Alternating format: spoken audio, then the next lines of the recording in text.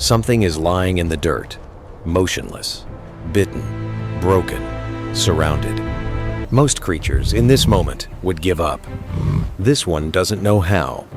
You are about to witness an animal that has been crushed by lions, drowned by pythons, and injected with enough cobra venom to kill a horse and walked away every single time. Not because it is the biggest, not because it is the fastest, but because somewhere in its bones, retreat was never coded in. This is the honey badger, and today it refuses to die alone. Picture a creature barely the size of a house cat, 12 pounds, 14 inches tall at the shoulder. By every measurement that defines power in the animal kingdom, weight, height, speed, it should not matter. And yet lions step aside for it. Leopards have dropped their kills rather than argue with it. Even puff adders, the snake responsible for more human deaths in Africa than any other, have lost the fight. Meet Mellivora capensis, the honey badger, recorded by the Guinness World Records as the most fearless animal alive. And on this particular evening, somewhere along the cracked floor of the Kalahari, a pair of them are about to attempt something that should, by every law of nature, be impossible. The honey badger did not stumble into fearlessness. It was forged there over millions of years. In an environment where prey hides underground, where snakes guard every burrow, and where larger predators compete for every meal, fear became a luxury this animal simply could not afford. It evolved a hide so thick and loose that a porcupine's quill barely penetrates. It evolved a jaw that can crack tortoise shell, and it evolved an immune system that laughs at venom. But tonight, one badger is not enough. The target is a porcupine armored in 30,000 hollow quills, outweighing them 2 to 1. The hunt is about to demand something this species rarely offers anything: trust. The Kalahari is not a place of mercy. In the dry season, water vanishes entirely. Temperatures swing from freezing nights to 4-5 degree days. Food is scarce, buried, defended, or venomous. Every meal is a negotiation with death. For the honey badger, this is simply Tuesday. The porcupine has detected them. It knows the rules. Back against the mound, quills fanned outward a wall of 30,000 hollow needles, each barbed at the tip, each designed to work deeper into flesh with every movement. Lions have been found dead in the bush from infected porcupine quills. Leopards have starved because the wounds in their paws would not let them hunt. A single honey badger, in a direct charge, would likely lose. Quills in the face, quills in the paws, quills in the eyes. The porcupine knows this too. But there are 2 of them tonight. The larger one, the male, begins to circle wide, left. The female holds position, locking the porcupine's attention forward. It is not random. It is not instinct scrambling for a solution. It is a division of labor.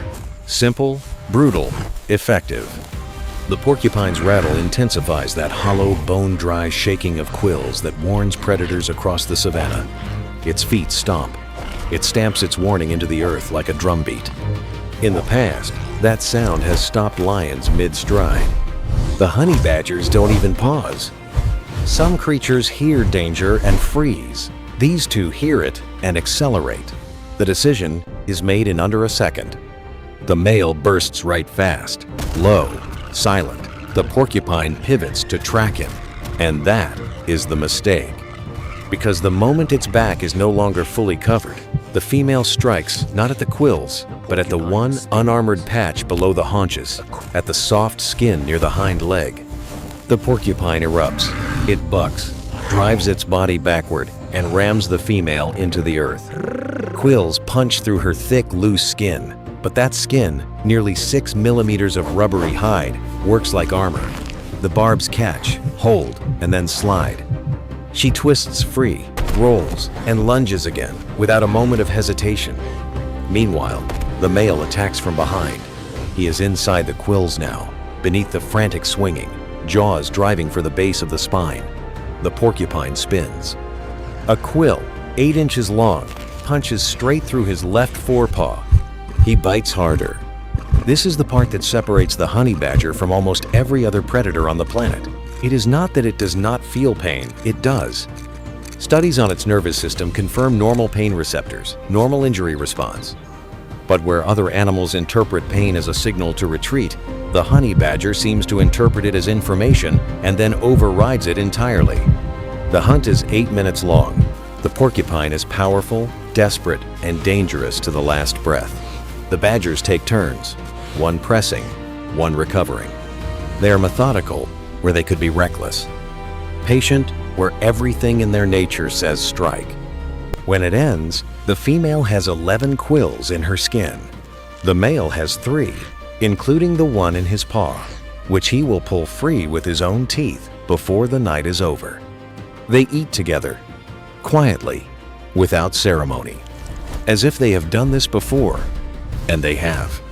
Here is what science has uncovered about the brain of Mellivora capensis. Its amygdala, the region responsible for fear signaling, does not fire the way it does in most mammals. Researchers studying badger neurochemistry found that its stress hormone response to threat peaks dramatically slower and drops dramatically faster than in comparably sized carnivores. In plain terms, the badger's brain reaches the fear response late and it leaves early. What fills the gap is aggression. Evolution did not build this animal to survive by hiding. It built it to survive by fighting, and fighting until the threat no longer exists.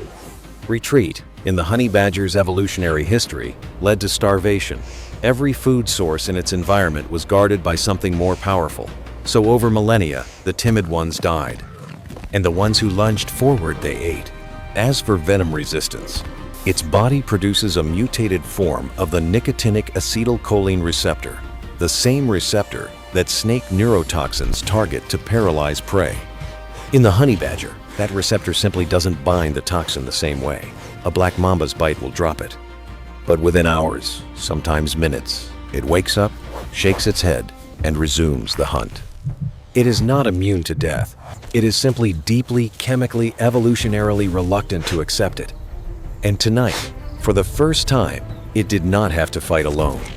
Because even the animal evolution built to be an army of one understood something that the porcupine never anticipated, that 2 creatures who refuse to quit are something the savanna has no defense for. Most animals run from death. The honey badger runs at it, and somehow, death is the one that blinks first. But tonight proved something beyond fearlessness. It proved that endurance, wielded together, is a force that no amount of armor in the animal kingdom can fully stop. The honey badger doesn't win because it is invincible. It wins because it simply will not, cannot, conceive of stopping. In a world that constantly tells you to know your limits, to measure the odds, to be realistic about what you can and cannot take on, there is something quietly staggering about a 12-pound animal that surveys all of that and decides, not today. If this animal's refusal to quit left you in awe, hit subscribe. Every week we cover one fearless creature that proves nature's most dangerous weapon isn't tooth or claw, it's will. Drop in the comments, which animal should we cover next? Next week, the animal that hunts great white sharks. No, really, don't miss it.